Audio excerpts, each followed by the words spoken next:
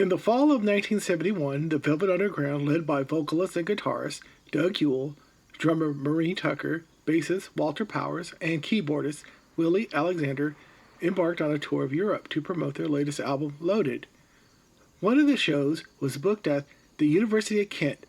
Their appearance was documented in a school newspaper, a rarity considering there is very little reported about the Velvet Underground after Lou Reed quit his own band.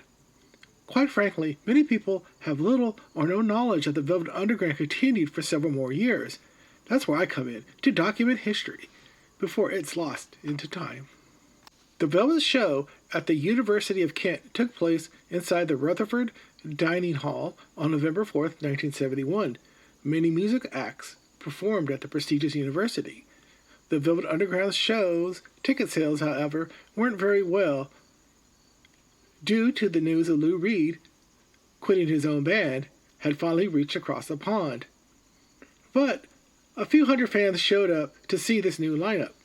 Doug Yule sang most of the songs, while the new member, keyboardist Willie Alexander, shared vocal duties and sang a few of his own. The longest tenured member of the band, Maureen Tucker, remained the glue that held the players together with their kinetic drumming.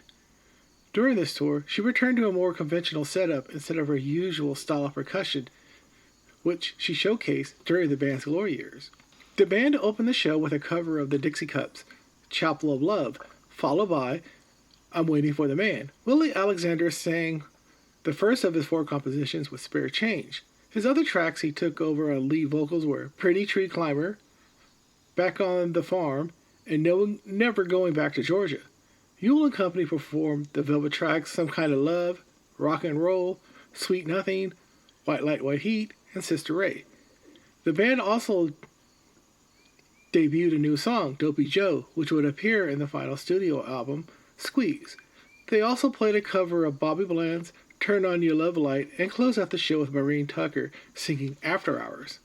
The next night, on November 5th, the Velvets played at the School of African and Oriental Studies and pretty much played the same set. That show was recorded by a fan, and you could hear it on the Final VU box set. Highly recommended for those who are interested in what the post-Lou Reed Velvet Underground sounded like. Unfortunately, the lineup of Doug Yule, Maureen Tucker, Walter Powers, and Willie Alexander didn't do well for the promoters of the University of Kent show.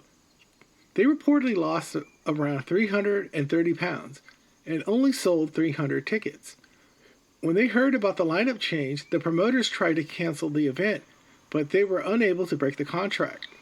According to an interview with Encant Arts, Maureen Tucker was asked several questions about the band, and one of them was if they were going to record a new album, and she said yes, a week after the show in London. Sadly, the only member to be involved in the studio recording was Doug Yule. He had to lay down all the tracks by himself with percussion assistance from Ian Pace, after the band's manager, Steve Sesnick, sent Tucker, Alexander, and Powers home. Over 12 tracks were recorded in the London studio, and 11 of them, including Dopey Joe, will be featured on the album. I would like to thank the writer, Peter Stanfield, for his blog article, It's Inmates Absurd, The Velvet Underground at the University of Kent, 1971, for providing the information that made this video possible, and the website, the Velvet Underground webpage, for their important archives of all things relating to this band.